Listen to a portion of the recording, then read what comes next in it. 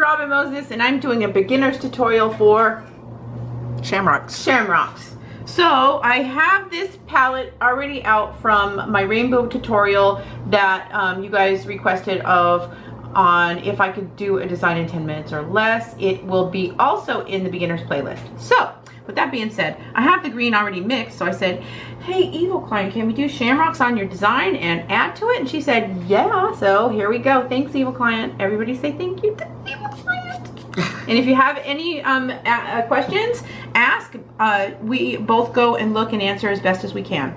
So I'm going into the yellow and the green, and I'm gonna make a quick shamrocks on this design and have it holiday ready. So let me zoom into this one. I zoomed in really slow. You want to keep me in frame since you're so good at it now? Oh yeah, right. Perfect. I'm really good at it. You are. So I have my green, and it's about halfway up the neck, like that. If it gets into the neck right here. Okay, you're out of frame. Where? There you go. Okay, if it gets right here into the neck of the brush, it'll start to dry out. You'll lose hairs, or it'll make them not last as long. So you want to keep all your paint right around 2/3 of the way up the brush. With each stripe, you wipe off the color and you start again. And you can clean them with acetone, and they don't dry out. There's a brush care video in my beginner's playlist. So anyway, here we go. You can get them at robinmosesnailart.com. I don't know why I just did that backwards, but it's very important not to put too much paint in your brushes when you're going into such small surfaces like this. So okay, so that being said, I'm gonna put that kind of little thing all through this design. So here we go. Am I in? Yep. All right, so with my brush, I'm gonna push, pull up, push, pull up, and make a little heart. Fill, push, pull up, make a little heart, make a little heart, and then pull down. Now, I'm gonna give the illusion of extras. Another one. Just little tiny ones. And then tail. Now, when you look at them, you can't really see them, but you will. Pull up. Like that. When I get them all through the design, I will show you, and I'll go on to the next step. I'm going to get some green glitter and my stuff ready, and I'll meet you back.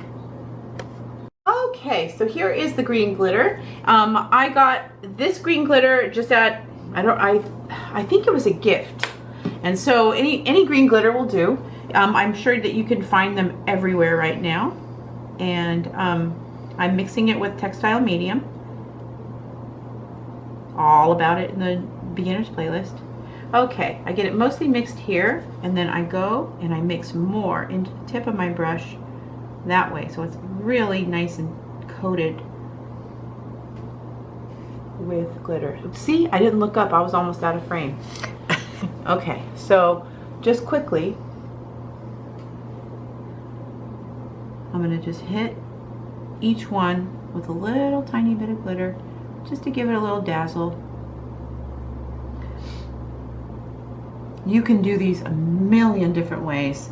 This is a way to wear a rainbow design past St. Patrick's Day without looking too crazy, because that green might get, there's a lot of people that don't like this color green, and if you have clients like that, it's best to go rainbow and then just add little touches of green if they want to celebrate.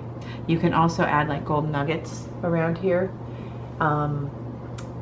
and you can get gold, the little tiny gold, or gold leafing around here,